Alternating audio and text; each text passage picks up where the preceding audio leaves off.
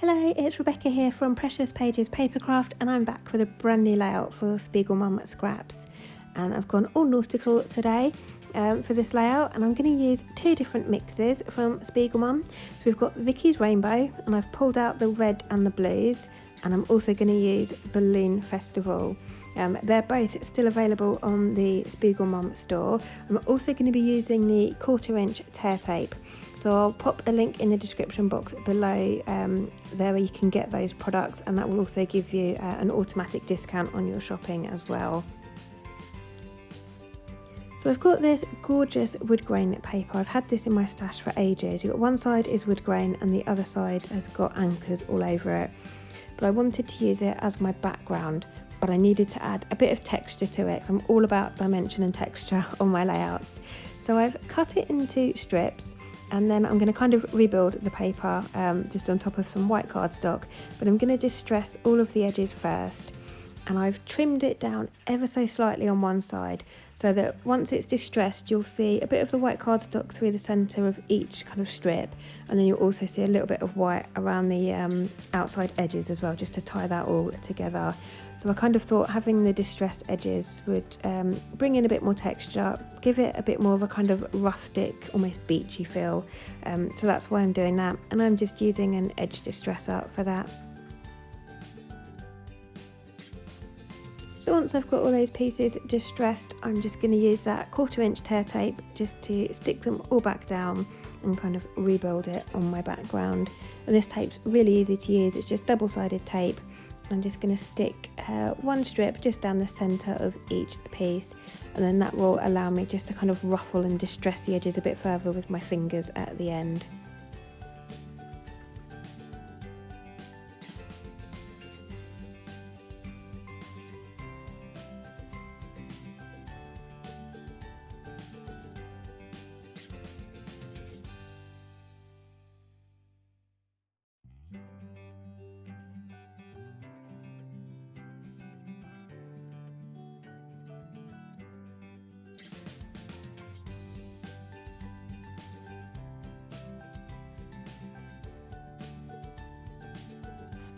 So I already love how that's kind of elevated that pattern paper and just made it a bit more interesting. So I've got a cut file here. It's by Pear Tree Cut Files. It's one of the new July release files, and it's absolutely perfect for my photo. So it's of my little boy on the Isle of Wight ferry last year. We were going over for a couple of days just to see my parents who live out there. And this cut file was just perfect for this photo, so great match. I've backed my cut file with navy blue and red cardstock. I'm keeping it quite simple. I want to keep the colour scheme kind of red, blue and white largely as much as I can. I left the A in Matey empty because that's what I'm going to turn into my shaker pocket. So you've just seen me add some acetate to the back of that. And now I'm going to add a thin strip of foam around the edge to kind of create that pocket for me to add the sequins to.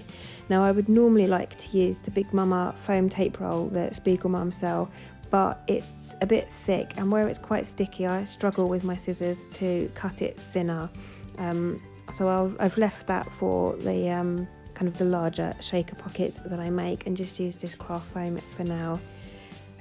If you do head over to the SpiegelMom store via the link in the description box, there's also a sequin shaker pocket kit you can buy. So it's got everything you'll need. It's got the acetate, the foam tape, everything to make a shaker pocket, so that's really handy. So I've got the Balloon Festival mix here. It's got red, white and blue in it. It's also got some pink and some kind of iridescent peachy gold colours.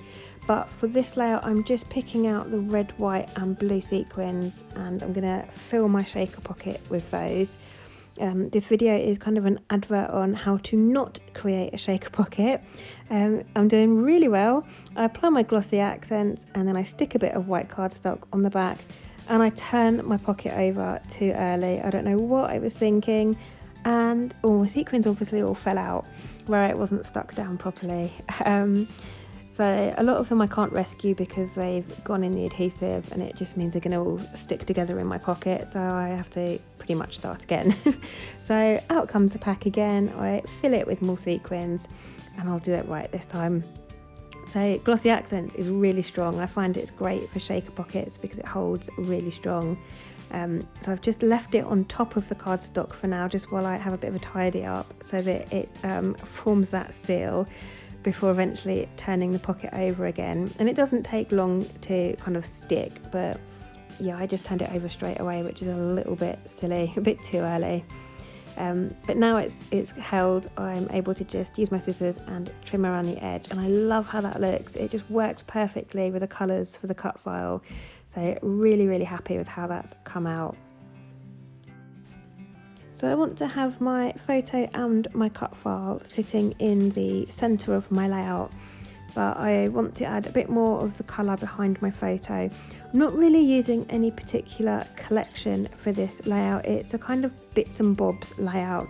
I've just pulled out bits and pieces here and there that would work, mainly based on sort of theme and colour.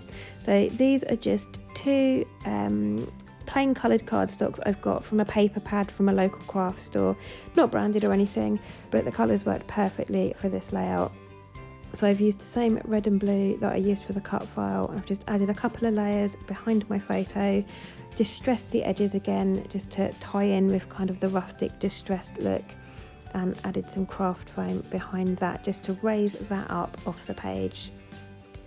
And now I'm going to add some white splatters to my background. I'm using white gesso watered down for this. I find it's more of a true white than my white acrylic paint, because the acrylic paint soaks into the cardstock or paper or whatever you're using.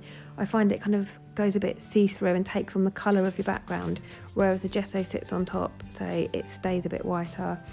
So I always like to use white gesso for my splatters. And then I'm just using the heat gun to dry that, and I'm holding the heat gun quite low to the paper so that it almost warps slightly and raises in areas, because you can kind of see it happening on camera here. It just gives it more of that weathered, beachy look to the page. So you can see there, that's all dry now, or dry enough that I can work with. Now I'm going to get on with building my layout. So I've got my pear tree cut file and my photo, and then these little embellishments I'm pulling out. They are from an old Fancy Pants collection. It's called Vitamin C. I thought they worked really well for this collection, for this layout.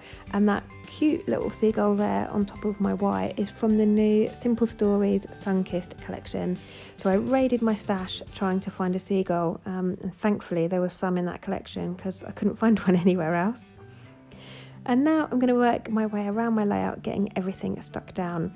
And these are the tabby pop dots that are available at SpiegelMom Scraps. They are brilliant. I love these because they are double-sided foam tabs, but they've got that little pulley tab on the back, which just makes them really easy to peel the back off.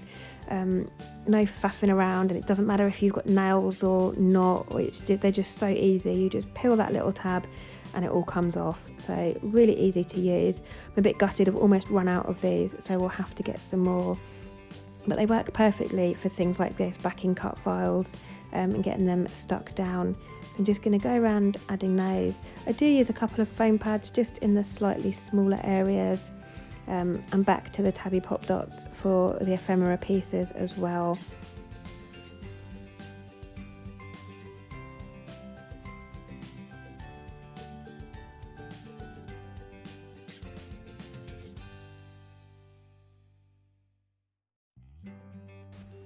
I've also pulled out some tiny little wood veneer pieces from my stash. I've got a little anchor, a ship's wheel, and then a little sailboat. Thought they all worked quite well with my theme, so I've popped those on as well.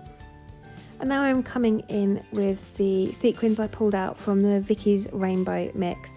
So I've got 2 shades of blue and the red, and I'm just scattering those around in little clusters of 3, just in kind of the nooks and the corners of my layout.